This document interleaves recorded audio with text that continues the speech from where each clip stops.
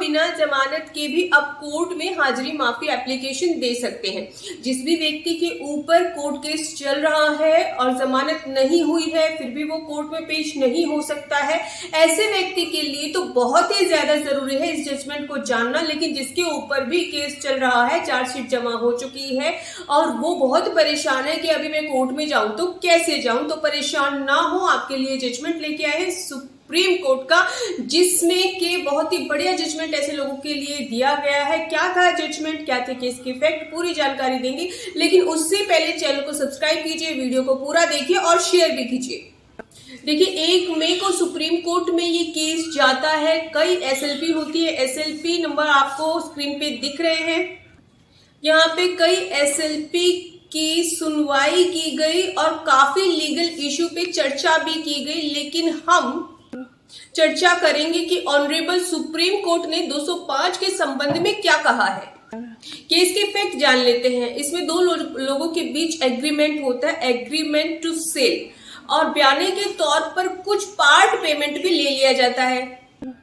इसके बाद जिसने जमीन खरीदने के लिए एग्रीमेंट किया था उसने एक एफआईआर करवाई कि ना तो रजिस्ट्री करवाई गई और ना ही पैसे रिफंड किए गए, और आईपीसी 420-406-506 के तहत एफआईआर करवा दी। अब आपको पता है कि एफआईआर होने के बाद विवेचना होती है, इन्वेस्टिगेशन होती है, चार्जशीट जाती है।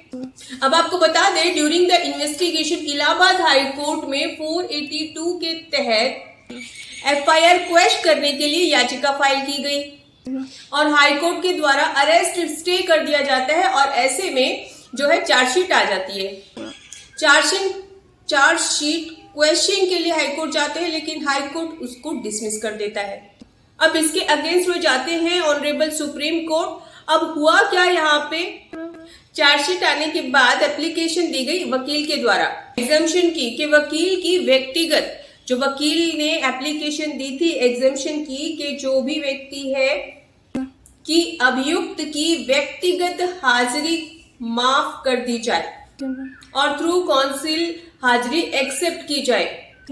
तो जानते हैं 205 सीआरपीसी में ऑनरेबल सुप्रीम कोर्ट के क्या व्यू आते हैं। अब यहाँ पर सुप्रीम कोर्ट के द्वारा पूरे फैक्ट्स को देखा जाता है और सीआरपीसी के सेक्शन 205 को गंभीरता से एनालाइज किया जाता है और क्लियर किया जाता है कि सीआरपीसी 205 में ऐसा कोई भी प्रावधान नहीं है कि आरोपी को व्यक्तिगत हाजिरी से छूट देने हेतु उसे पहले जमानत करवाना जरूरी है, और 205 सीआरपीसी में भी ऐसी कोई बात नहीं की गई है।